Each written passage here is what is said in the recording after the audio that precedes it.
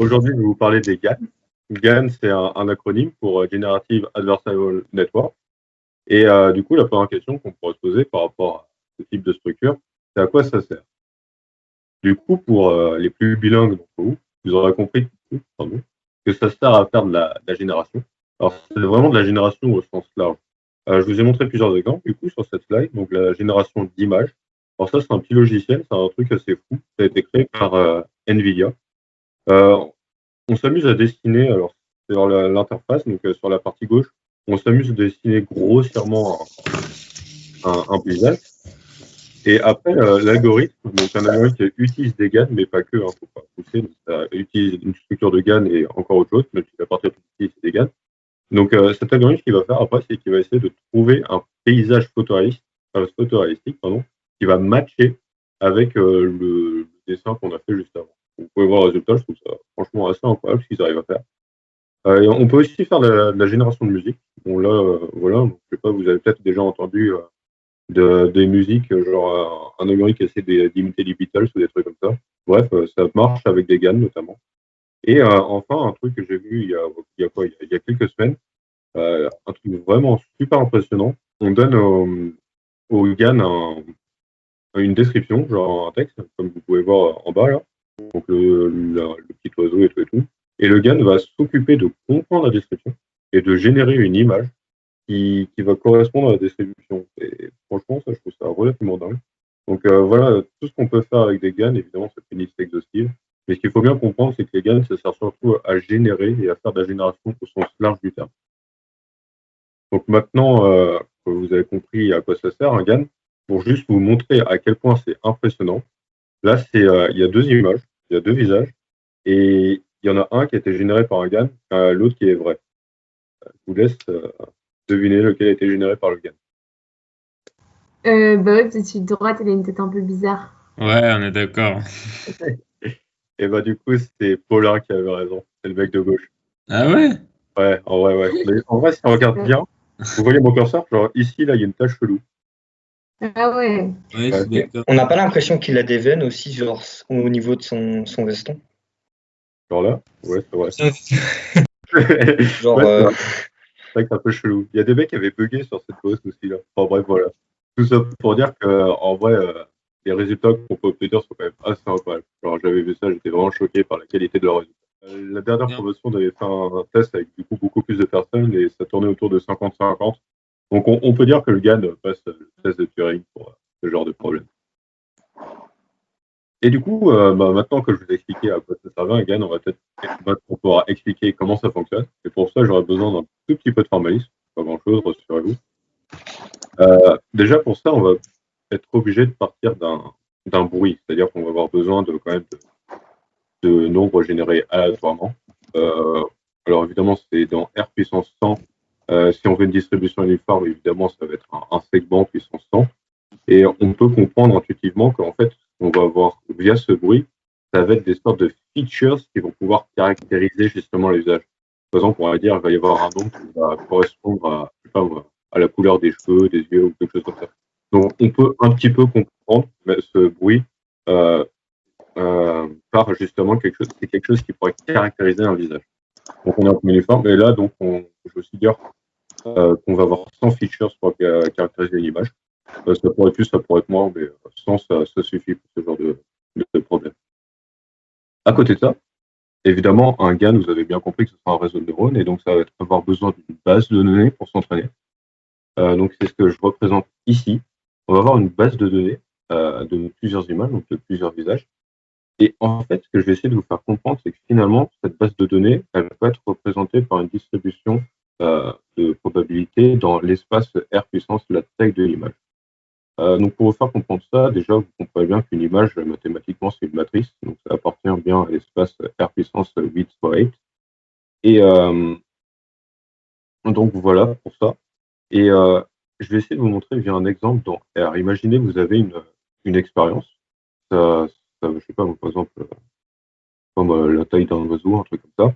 Vous référencez sur tous les oiseaux que vous avez trouvés, vous allez dire, OK, leur taille, c'est ça.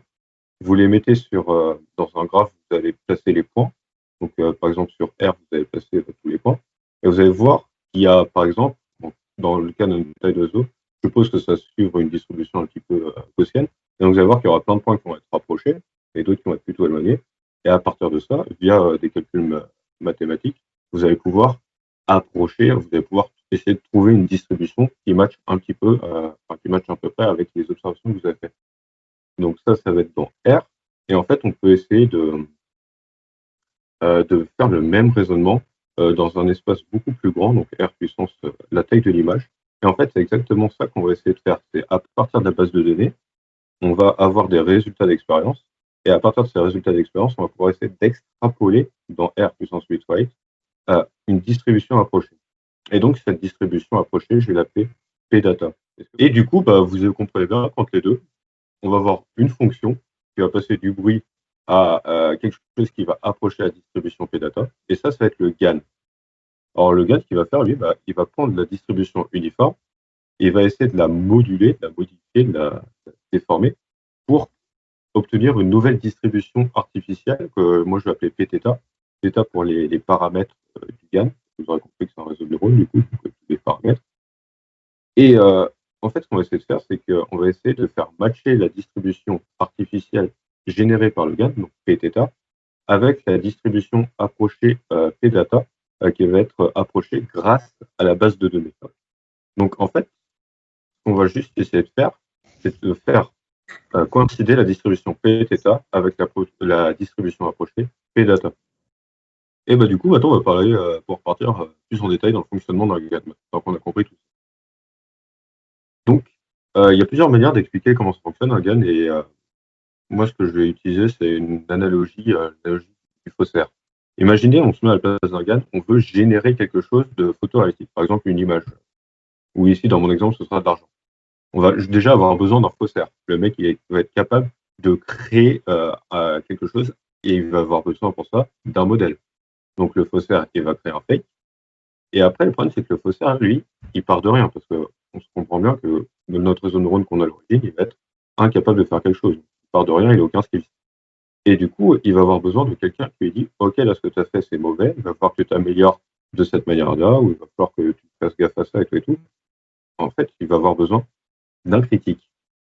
Et rien qu'avec cette petite analogie, on comprend que dans les GAN, il va y avoir deux acteurs majeurs. Il va y avoir le faussaire et le critique. Le critique, c'est la même manière, ça va être un autre réseau de neurones qui lui aussi va partir de rien.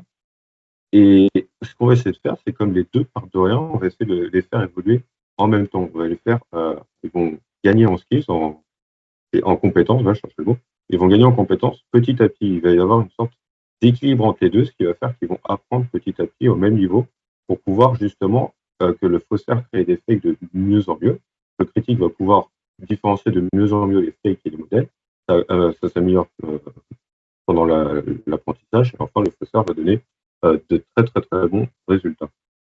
Donc maintenant, si on essaie de formuler un peu tout ça, on va avoir le faussaire que je vais associer au générateur et le critique que je vais associer au discriminateur. Le discriminateur, on va le nourrir avec deux types d'informations. Soit on va le nourrir avec des images provenant de la base de données, soit on va le nourrir avec des images provenant du générateur qui va lui-même être nourri avec le bruit, donc les random input. Le but du discriminateur, lui, c'est de donner un score. Alors, par exemple, si l'image vient de la base de données, elle va dire OK, je vais te donner un score qui va devoir être proche de 1. Proche de 1, voilà. Et si l'image vient du générateur, donc si c'est un fake, le discriminateur va dire va essayer de lui donner un score qui va être proche de 0. Donc en fait, ce qui va se passer, c'est que le discriminateur, il va essayer de fournir un résultat qui s'apparente, je dis bien s'apparenter parce que c'est pas exactement ça sinon, qui va s'apparenter à la probabilité que l'image fournie provienne de la base de données. Donc 1, si ça vient de la base de données, 0, si ça vient du générateur. Et donc on comprend intuitivement que le but du générateur, ça va être de tromper au mieux le discriminateur. Si le générateur arrive à donner des bons résultats, le discriminateur ne va pas être capable de différencier les deux et donc il va être trompé. Donc le but du générateur, c'est de tromper le discriminateur, c'est-à-dire qu'il va vouloir que le résultat du discriminateur soit proche de 1. Bien évidemment, comme je vous ai dit, le discriminateur et le générateur, c'est des réseaux de neurones, donc il va y avoir besoin de fonctions de coût que je représente ici. Donc il va y avoir une fonction de coût pour le discriminateur et une fonction de coût pour le générateur. Alors maintenant qu'on a compris la structure grossière d'un GAN, on va pouvoir passer à la question de l'entraînement. Alors, comme il y a 2 réseaux de neurones, on va déjà commencer par... Il va y avoir 2 apprentissages à faire, et donc nous, ce qu'on va faire, c'est qu'on va commencer par l'apprentissage du discriminateur. Bon, je ne vais pas venir très en détail là-dessus, parce que bon, vous avez compris, du coup, le discriminateur, c'est juste un classifieur qui va essayer de différencier les images provenant de la base de données et des images générées. Donc, ce qu'il va faire, c'est juste, on va donner à la fonction de coût des images qui vont être labellisées réelles et des images qui vont être labellisées fake. Et en fonction de ce que va répondre le générateur, on va faire une descente de gradient, ça va améliorer les paramètres du discriminateur, etc. Bref, c'est juste un apprentissage de classifieur classique. Là où c'est plus intéressant, ça va être pour l'apprentissage du générateur. Du coup, de la même manière, on va donner à la fonction de coût des images labellisées réelles et des images labellisées fake. Le générateur va créer des images et où la base de données va fournir des images, pardon. Ces images vont être labellisées et donc à partir de là, la fonction de coût va pouvoir dire OK, là tu t'es trompé ou OK, là ça a bien été fait ou pas. Et donc on va faire une descente de gradient. Et cette descente de gradient, il faut bien comprendre qu'en fait, elle va passer par le discriminateur parce que la fonction de coût du générateur, elle va avoir besoin du résultat du discriminateur pour savoir à quel point l'image générée par le générateur était bien. Et donc on va avoir besoin de passer par les résultats du discriminateur. Et donc on va faire une descente de gradient.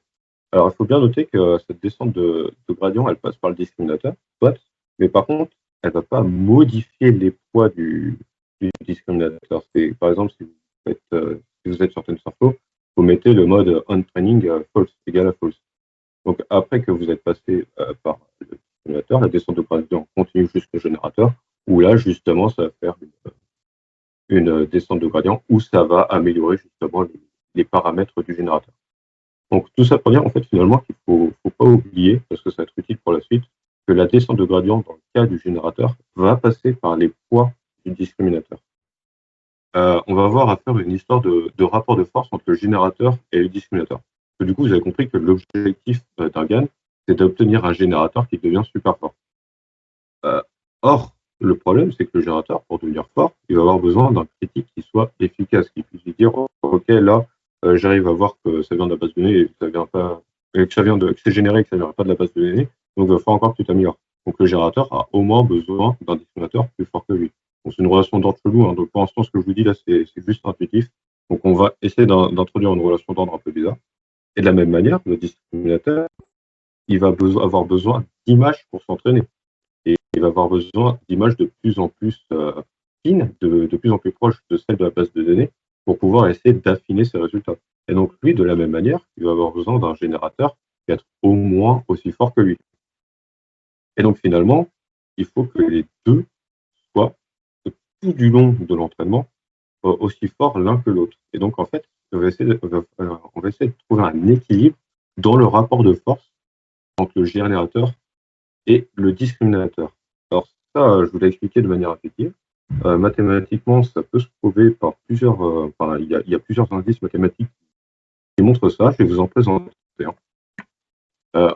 On va partir par exemple de l'hypothèse que le discriminateur est trop efficace par rapport au générateur. Donc là, ce que j'ai fait, c'est que j'ai représenté la fonction d'activation du discriminateur. Si le discriminateur il est trop efficace, c'est-à-dire qu'il est vraiment sûr de lui, donc il va donner des résultats soit proches de 0, soit proches de 1. Vous pouvez voir ici. Et donc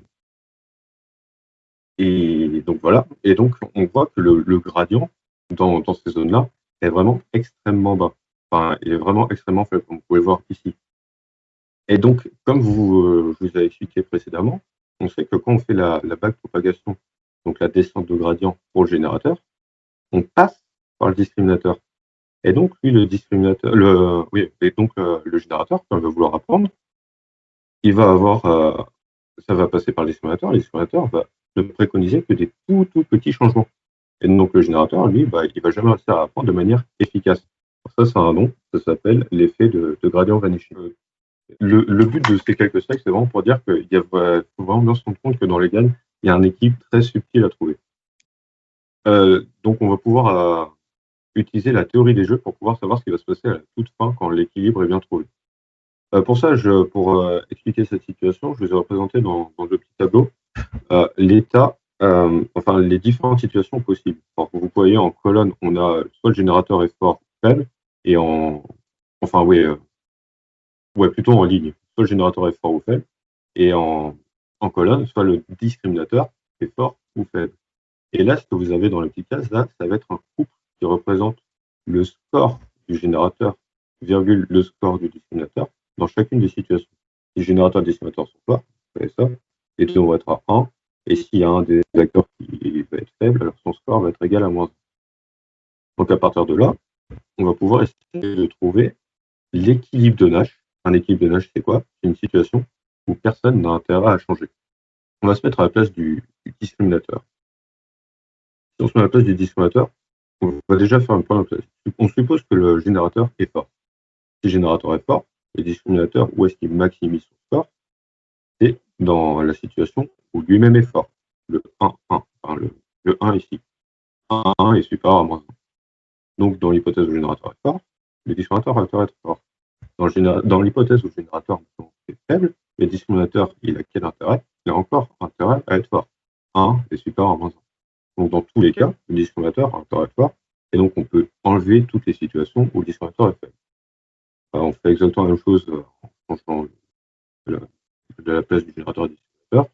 On se rend compte que le générateur a lui aussi intérêt à être fort, et donc finalement, on a abouti à un équilibre de Nash où tout le monde est content, enfin plutôt tout le monde, plus personne n'a intérêt à changer, et donc on se retrouve avec l'équilibre de Nash fort. Ça se traduit comment ça dans les résultats?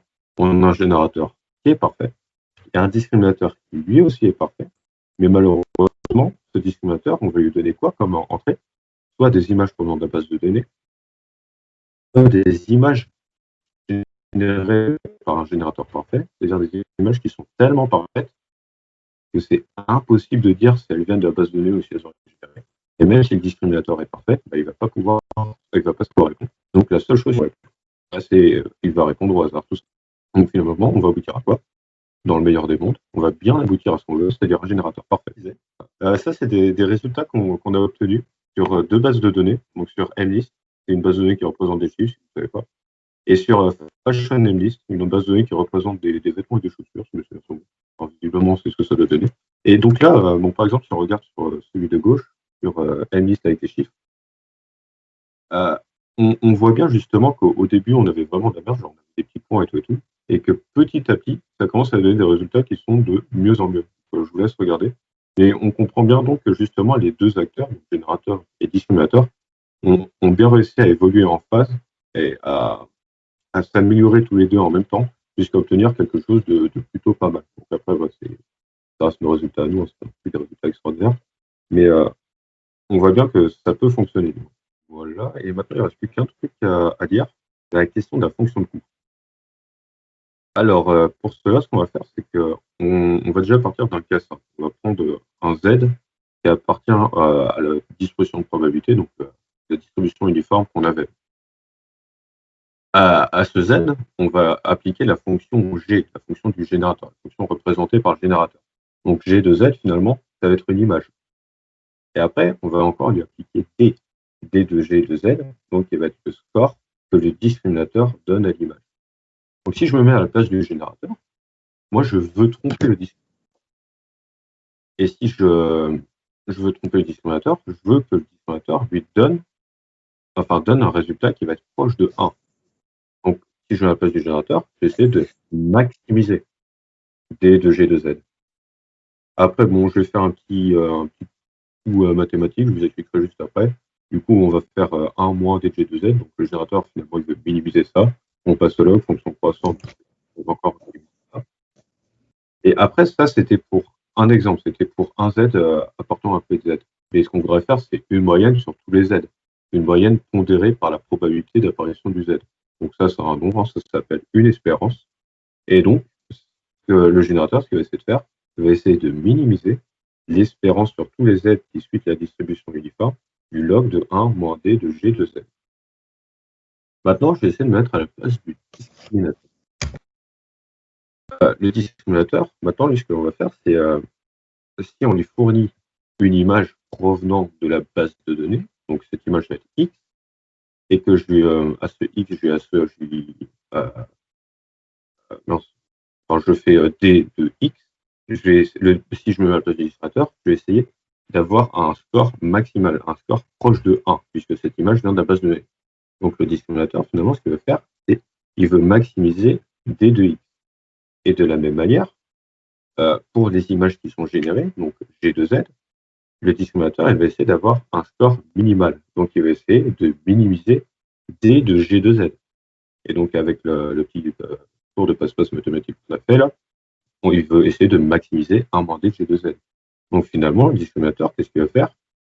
Il veut juste, oui, donc je fais ma petite transformation mathématique, je passe encore à l'espérance, et donc le discriminateur, ce qu'il va essayer de faire, ça va être de maximiser la première partie avec l'espérance sur toutes les images qu'on a dans la base de données, et aussi maximiser la deuxième partie sur donc l'espérance sur les bruits.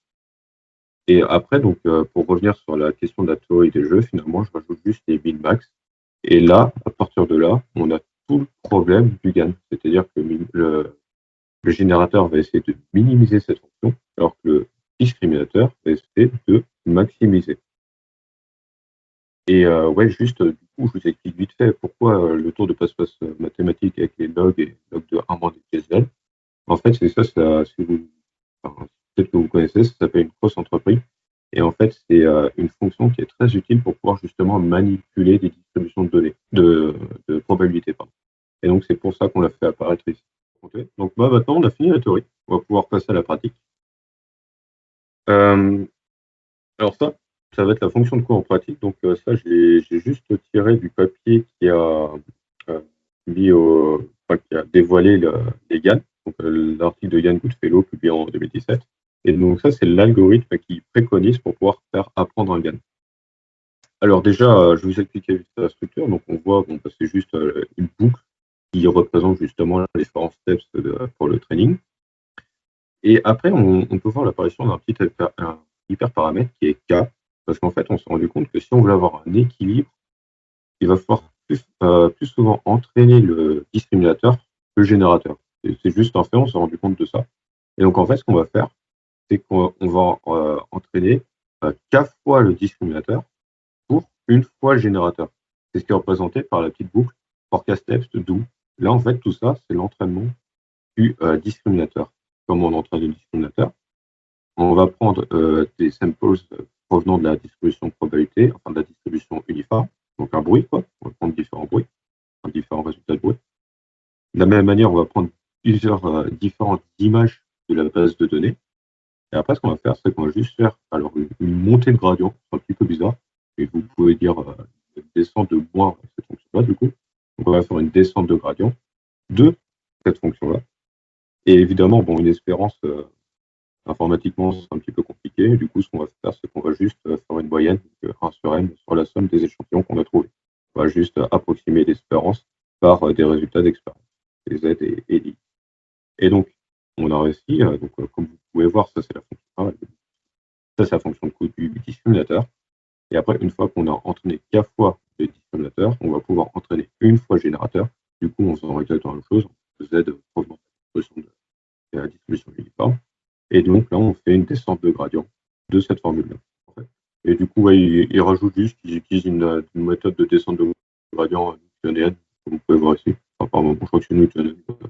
La traduction, je suis sûr. Enfin bref, on peut utiliser Adam aussi, il n'y a aucun problème. Alors maintenant, ça c'est bien joli tout ça, mais à quoi ils ressemblent ces deux réseaux? Donc, pour le discriminateur, c'est juste un classifieur, donc je ne vais pas m'étendre là-dessus. C'est juste, c'est un CNN, donc ça va être un réseau qui va comprendre plusieurs couches de convolution. Et donc voilà, il n'y a pas grand-chose de plus à dire. Pour le générateur, c'est un peu plus intéressant parce qu'en fait, on peut comprendre intuitivement que lui, il va essayer de faire un petit peu l'inverse d'un discriminateur. C'est-à-dire qu'il va partir de quelques features, donc les 100 valeurs, et il va essayer déjà de les reshape. Donc là, par exemple, il part de 4x4, et il va essayer de les faire agrandir petit à petit. Et pour les faire agrandir petit à petit, il y a des couches qui existent, ça s'appelle des couche de déconvolution. Donc on comprend intuitivement ce qu'elles essaient de faire, cette couche de déconvolution, c'est qu'elles vont prendre des images, entre guillemets, d'une certaine taille, elles vont essayer de les agrandir en extrapolant donc, les nouveaux pixels à partir des anciens. Donc là, par exemple, sur la conv 1, on va être passé d'images entre guillemets, plutôt de blocs de 4 x 4 à des blocs de 8 x 8. Et après, donc, on va faire plusieurs fois ce résultat. Donc, on va passer de x 16, 32 jusqu'à 64 avec une profondeur de 3 pour les canaux RGB. Donc, finalement, donc ça, c'est la structure préconisée dans un papier pour les GAN pour pouvoir donner des images en couleur de taille 64 x 64. Et ben maintenant qu'on a fini ça, alors ça, c'était dans le meilleur des mondes. Parce que dans les faits, j'ai un petit peu insisté dessus, je crois, mais c'est un équilibre qui est vraiment extrêmement compliqué à trouver. Donc ça, c'est un résultat qu'on avait juste avant. Enfin, qu'on avait, durant notre projet. On va se concentrer sur le graphique de droite.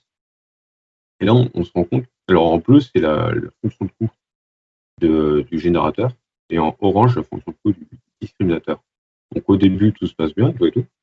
Et à un moment, on se rend compte que le discriminateur commence à devenir vraiment bon. Alors, ce résultat est vraiment proche de 0 presque, donc presque jamais. Et à partir de là, on voit que le générateur, ça commence un petit peu à partir en cacahuète, et qu'à partir d'un moment, il craque, et donc sa fonction de coût commence à exploser. Donc, c'est juste pour bien voir justement que dans les faits, ce genre de situation est extrêmement fréquent. C'est-à-dire que le discriminateur devienne trop bon par rapport au générateur et finalement, on obtienne des résultats vraiment extrêmement mauvais. Et il y a un deuxième problème, un problème qui est connu sous le nom d'effondrement des modes, mode collapse en anglais. C'est un problème que j'ai illustré ici.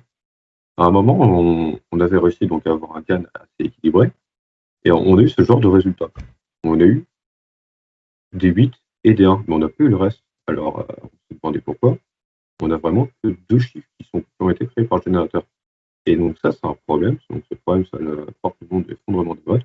Et on va essayer de répondre, enfin de pouvoir expliquer l'origine de ce problème. On va supposer que, alors je prends un petit exemple un peu simplifié. Je vais supposer que la distribution qu'on va chercher à approcher, les data, a cette forme-là. Donc, c'est-à-dire, elle est bimodale. Je ne sais pas trop si ça se dit, mais vous comprenez. C'est-à-dire qu'il va y avoir 2 pics. Donc, ça sera là. Par exemple, je ne sais pas, disons des visages masculins et des visages féminins. C'est plus compliqué, mais vous me comprenez.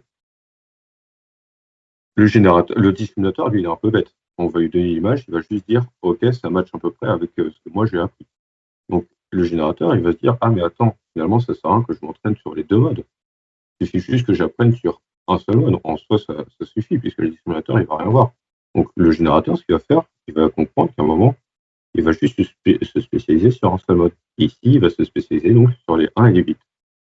Donc, la petite affaire commence à tourner. Mais à partir d'un moment, le discriminateur, il va pas être bête. Il va se dire, ah bah oui, mais là, je suis en train de me rendre compte qu'à chaque fois que j'ai des 1 et des 8, il y a quand même une énorme probabilité que ça vienne du générateur. Du coup, ce que je vais faire, je vais les rejeter. Et du coup, ce qu'il va faire, le discriminateur, c'est qu'il va rejeter les 1 et les 8. Et bien, qu'à cela tienne, le générateur, qu'est-ce qu'il va faire? Il dit, oh, il n'y a pas de souci, hein. Moi, je vais passer sur l'autre mode maintenant. Et donc, le générateur, il va essayer de se spécialiser dans l'autre mode. Ici, dans notre exemple, il va aller se spécialiser dans les 0, les 3 et les 9. Et donc, vous avez compris, on a un système dynamique. Donc, le discriminateur, il dit, OK, moi, je vais les 0, 3, 9. Mais par contre, après, il réaccepte les 1 et 8. Et après, voilà, vous avez compris, c'est un cercle vicieux, c'est une boucle sans fin. Et finalement, en fait, à cause du problème de l'effondrement des modes, des fois, on va obtenir des résultats qui vont alterner entre différents modes. Donc, on va alterner entre des 1 et des 8.